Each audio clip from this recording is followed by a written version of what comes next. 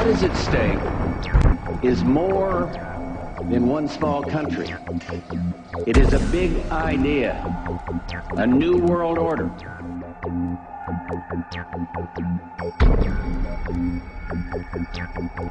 And this is the best chance we're going to establish the new world order. I think even that does not describe why the world has changed so much and why the world has turned so much toward a new world order and a new kind of civilization. It first started in 1967 when I found out that I had not gotten the big picture, even though I thought that I had it together. I just didn't have the complete pieces of the picture. This is a giant geo-psycho-political picture, and things are happening with the use of subliminal, indirect, and reverse psychological propaganda. It's made to be confusing by the evilarchy that controls not only the United States but Britain. This Illuminati, this group who called themselves the Enlightened Ones, had gained positions of power through control of the banking system.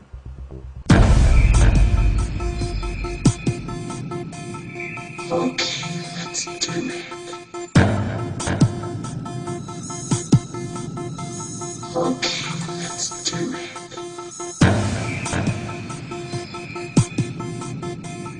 Okay, let's do it. Okay, let's do it.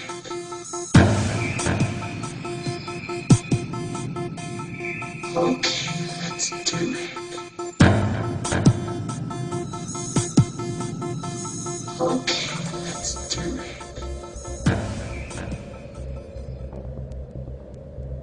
On the back of the dollar bill, you'll see the symbol on the left-hand side of the bill, which is Annuit Coeptis, which means our enterprise is now a success, or our enterprise is crowned with success. Annuit Coeptis. So you're saying, fine, so you have an enterprise and it's now crowned with success. What enterprise are you talking about? Novus ordo seclorum. Novus is novus, meaning new. Ordo is order, and seclorum is where we get the word secular, meaning the world. So it's new order of the world, the new world order. George Bush's new world order is now a success. Bill, you've heard an awful lot of dramatic speeches and seen dramatic moments in times of great gravity for the nation. How would you assess this evening? This was a stirring address, in my view. Shorter than his father's speech when he announced the New World Order. Shorter than his father's speech when he announced the New World Order.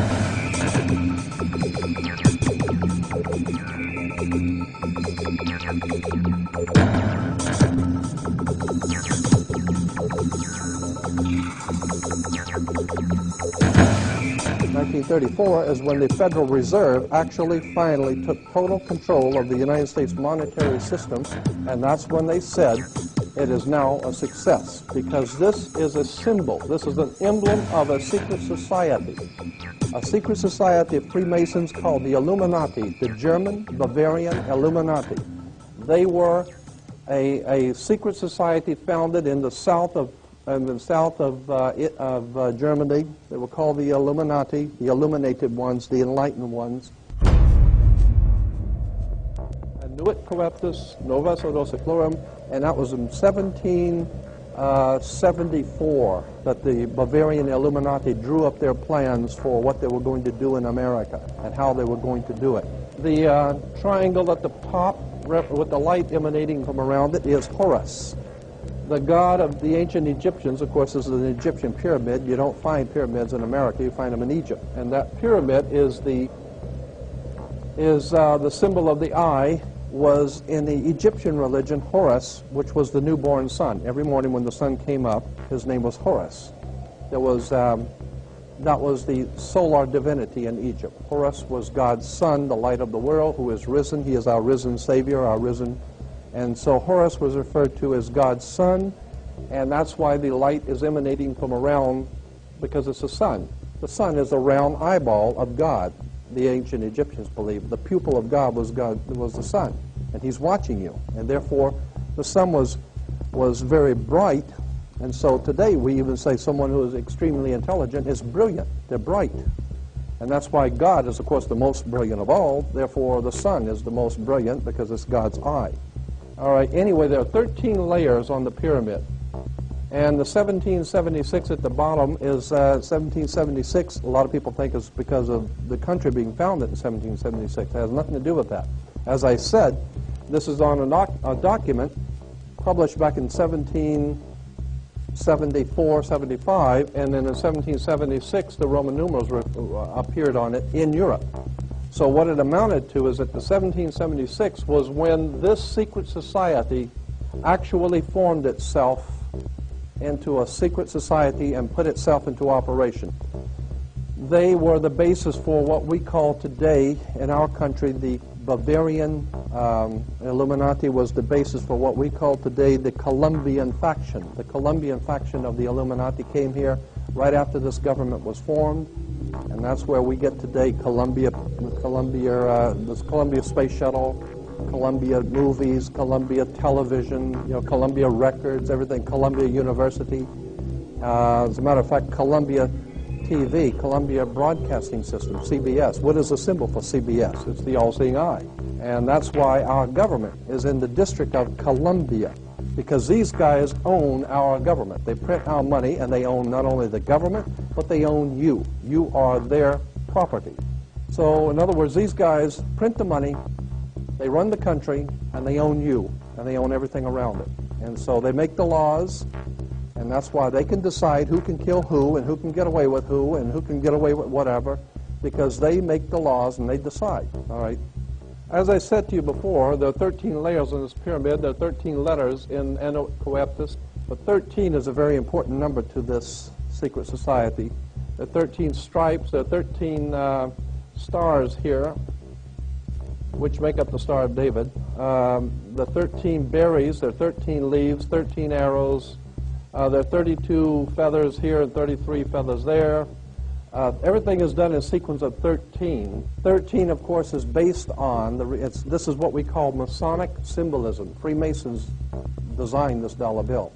Everything is done in a sequence of 13, and again, I draw your attention to the fact that you have 13 stars here, which collectively make up the Star of David. There's a reason why. On the $1 bill at the top, you'll see this little image right here. But if you blow it up from an actual photograph, you'll see it is it's a little owl. It's a symbol of the Bohemian Society. The Bohemian Society meets in California on the last 2 weeks of July of every year. I have pictures showing all of the presidents, all of the living presidents, excluding the new one, but all of the living presidents at Bohemian Grove in Northern California, and they're all wearing red and black Ku Klux Klan dress type of regalia, like the Ku Klux Klanners, with the pointed headdress and everything. And, I mean, that's quite a sight to see presidents dressed like Ku Klux Klan members, right? And they're standing in front of a big open pit of fire, and behind them is about a 20 to 25-foot owl behind them. And the article in Elm Magazine and Time Magazine, I've got 2 or 3 different magazines showing basically the same pictures. It says that the presidents meet with all of the heads of industry throughout the world, all of the heads of state throughout the world, and all of the most important wheeler dealers in this country, and they all meet up in Northern California, and they have rituals where they go before the owl after midnight.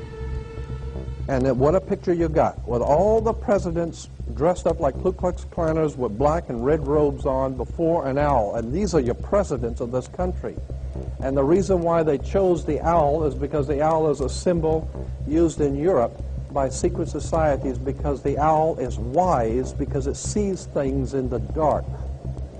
And the implication is, of course, that's why they are where they are, because they're very brilliant and they know things that you don't know.